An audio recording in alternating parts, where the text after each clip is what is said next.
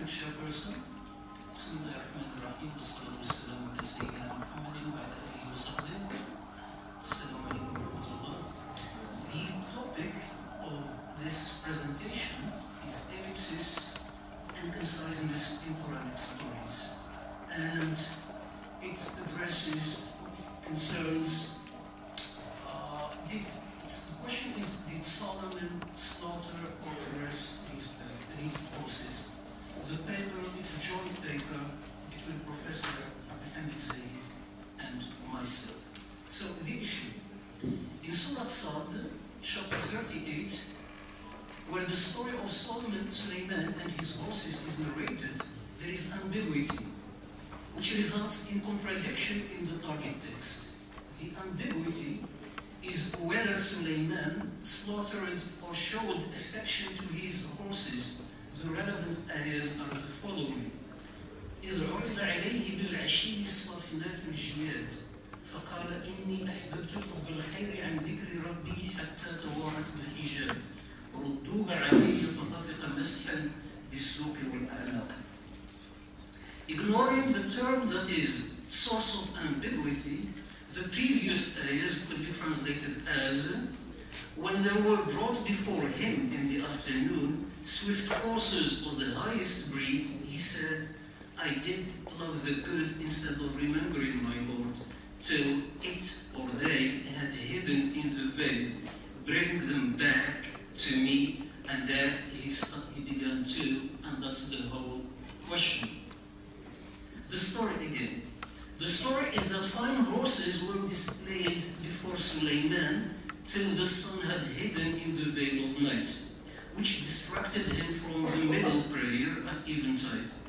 The next ayah says that he gave orders for the fine horses to be brought back, and thereupon, as they were brought back, he started, and again, that's what we are talking about. Now, the term used in Arabic is mashan.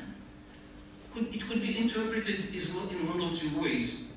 Some exegetes claim that he began passing his hand over their legs and their necks. The second interpretation says that Solomon punished the horses for having distracted him from his prayer by passing swords over their necks and legs, or that he sacrificed them to show that he likes Allah more than his most favorite belongings. Translators differ in their rendering of the previous ayahs, in particular regarding the term mashan. Using the excellent website of Islam Awakened, one gets the following picture of how translators dealt with this issue. Terms in the family of kat are in red, whereas terms in the family of caress are in green.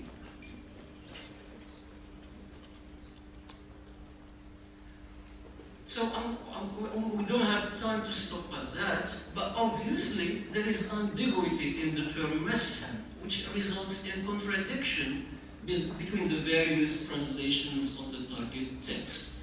The terms used by the translators fall into two semantic fields. We have terms in the family of caressing, like stroking or lovely stroking, as used by Muhammad Asad, Shadir Ahmed, Sayyid Qutb, passing one's hand over, as used by Yusuf Ali, Sayyid Dhikr Ahmed, Muhammad Taqi Usmani, and others. We have the terms like wiping, patting, rubbing, moving one's head to show love to the horses, caressing, gently stroking. And we have terms in the family of cutting, such as hacking, used by Hassane Darir, slashing, used by Iqbal, Shakir, Hassane Darir, and others, and cutting away, cutting off, or severing. And we get a third strategy, or a third category of terms. Some translators simply provide both alternatives or both interpretation. So they say stroking and striking, or striking and slashing. This means that of the translators out of the 43 included in the website referred to above used caress or one of the words in the same family, and 23% opt for the word cut or one within the same family, and 18% are simply undecided, and they provide both interpretations. Incidentally, only one translation by Orientalists translated mess as stroke. The 4 others used sever, hack, or cut. Is it a surprise that all Orientalists, with the exception of Arbery, opted for a politically non-correct interpretation of the term messy? The explanation and the evidence. The Holy Quran is known for its conciseness and occasionally the omission of certain words or even whole sentence constituents, which are usually clear from the context since it's a high context sensitive text. When this is coupled with the phenomenon of polysemy, another well-attested phenomenon in the Holy Quran, this could make the task of interpretation and that of translation a very difficult one. It may even yield contradictory interpretations, as in the case of the story of Suleiman and his horses. In the latter story, did Suleiman caress or slaughter his horses? What hints and tools are available for the translator to opt for one interpretation or another in this and in similar cases? We hope to provide a number of arguments that go in one direction. So the first argument comes from the goals, from the very goals of Quranic stories. Quranic stories are not for details, but they are for moral lessons, and this is irrespective of their length. There is always ellipsis and conciseness. This is because the Quran, as a divine message, does not seek to provide, as we have, as many participants have proven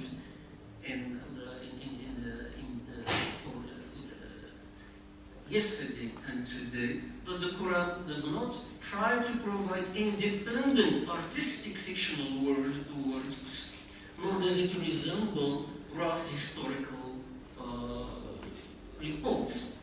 The goal behind narrating a story in the Quran, for instance, could be proving the prophecy of the Messenger Muhammad, peace be upon him, by narrating memorable news of the past nations, of which Muhammad, peace be upon him, had no previous knowledge before revelation. It could be strengthening people's belief in their Creator, enlightening their judgment, cultivating virtues, and etc. So it is clear that the argument that is adopted in the present paper as an explanation for the previous presumable ambiguity is that the previous ayahs involved a case of ellipsis.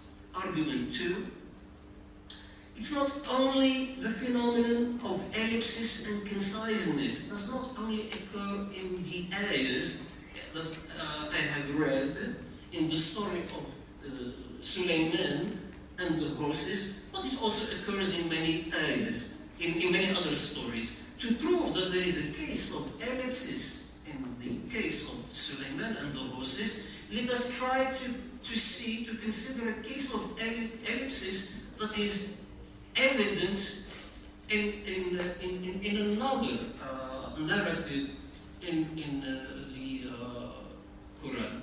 For example, in the story of Suleiman, the Queen of Sheba and the Hoopoe, narrated in Surah An-Naml, chapter 27, there are a number of events that logically took place between the actions referred to in Ayah 28, reading, "Go with this letter of mine and deliver it to them, then draw back from them and wait to see what answer they return," and Ayah 29, reading, "The Queen said, O chiefs, verily there has been delivered to me a noble letter.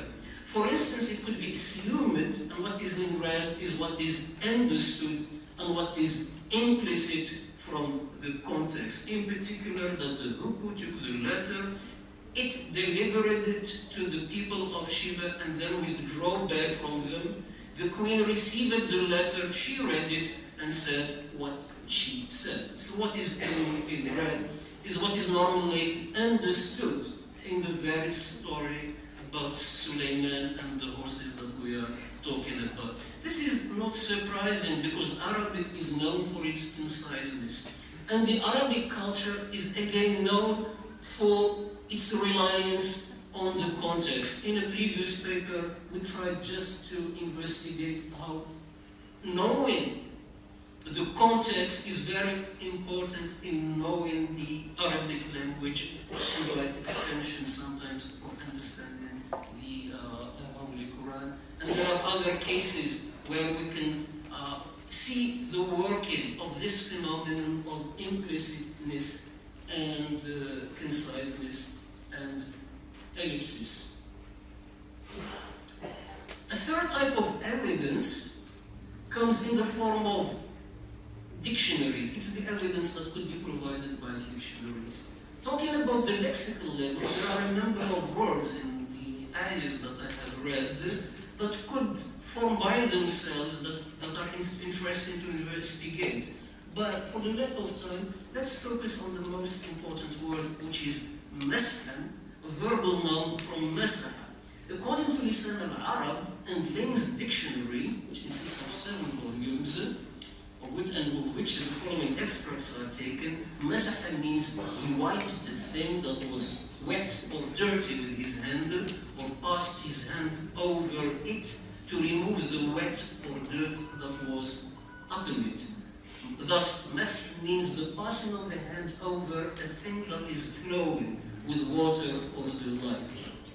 But it also means, masaha could also mean to cut, to sever, or to smote. So it's, in that respect, the dictionaries are not of much help because both meanings of to cut and to press are attested in the dictionaries. Now, seeking the help, an alternative to that, is seeking the help of al-Mufassirin. Sayyid Qutb, in the shade of the Quran, ascertained that the references in the story to nobly bred steeds have been interpreted in a variety of ways. However, I don't feel comfortable with any such interpretation, considering them either unfounded reports from Israeli sources or else lacking any supporting evidence. I cannot visualize the two incidents in any satisfactory way so as to explain them to my reader, nor can I find any authentic report to rely upon in interpreting them. Jalal al-Din al-Mahalli and Jalal al-Din al-Suyuti in the tafsir bearing their name are categorical. When the horses that were displayed were brought back, he set about slashing with his sword their legs and necks. In other words, he slaughtered them and cut off their legs as offering of atonement to Allah, exalted be He, for having been distracted by them from the prayer. He gave all the meat thereof as voluntary alms, and so God compensated him with what was better. Ibn Kathir, in his tafsir, narrates some of the contradictory opinions on the meaning of mash, and the consequent controversies, but does not come to any definite conclusion.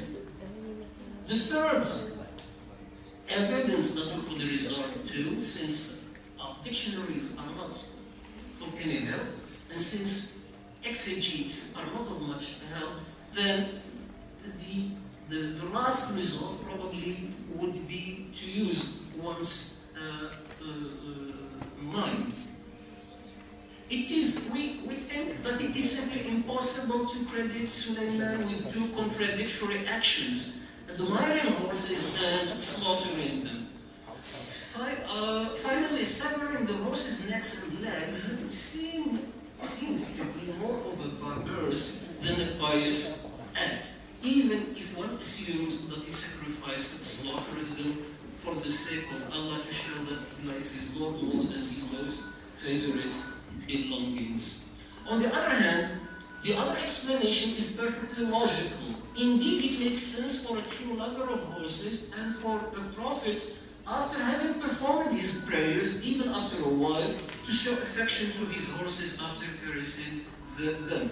The Prophet Muhammad, peace be upon him, is reported to have cleared his horse's sweat with his own dress and said, "I was blamed tonight concerning horses."